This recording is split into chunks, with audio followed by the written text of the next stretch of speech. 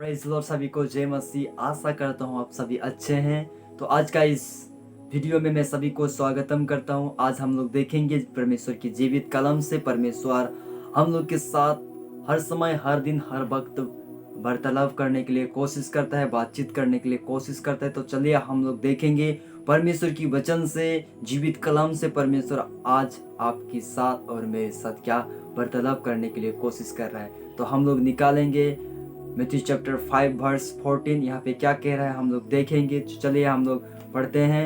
आप लोग मन दे के सुनिए, मैं पढ़ रहा हूँ। तुम जगत की ज्योति हो, जो नगर पहाड़ पर बसा हुआ है वो छुप नहीं सकता। Praise the Lord, hallelujah. मेरे प्यारे भाइयों, इस वचन में यीशु मसीह कह रहा है तुम जगत की ज्योति हो, जो पहाड़ पर बसा हुआ नगर कभी भी छुप नहीं सकता है।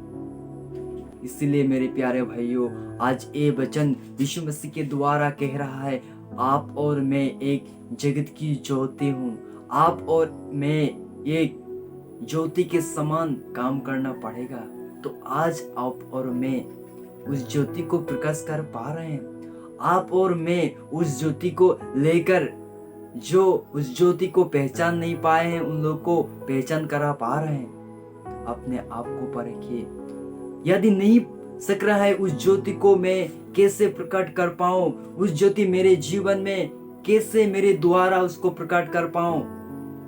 आपको एक वचन कह रहा है जो 16 में कह रहा है आपकी भले काम के द्वारा जो उजियाला उन लोग के सामने प्रकट होगी।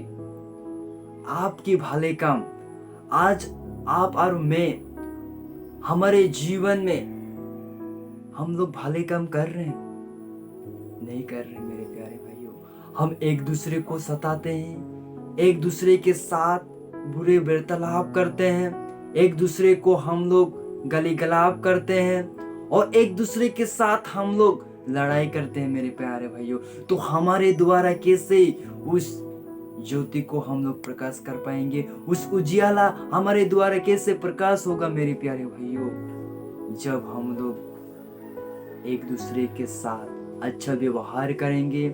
हमारे अच्छा काम के द्वारा, हमारे अच्छा वार्तालाप के द्वारा, हमारे अच्छा चाल चलन के द्वारा, हमारे द्वारा परमेश्वर की ज्योति प्रकाश होगी। इसलिए मेरे प्यारे भाइयों, आज आपको और मुझे यीशु मसीह कह रहा है तुम जगत की ज्योति हो, तुम जगत की ज्योति हो बोल रहा है। तो आज आप और मैं उस ज्योति को प्रकाश कर नहीं पा रहे हैं। तो मेरे प्यारे भाइयों, मेरे मित्रों, आज अपने आप को परमेश्वर के सामने समर्पण कीजिए। अच्छे काम को करने के लिए कोशिश कीजिए।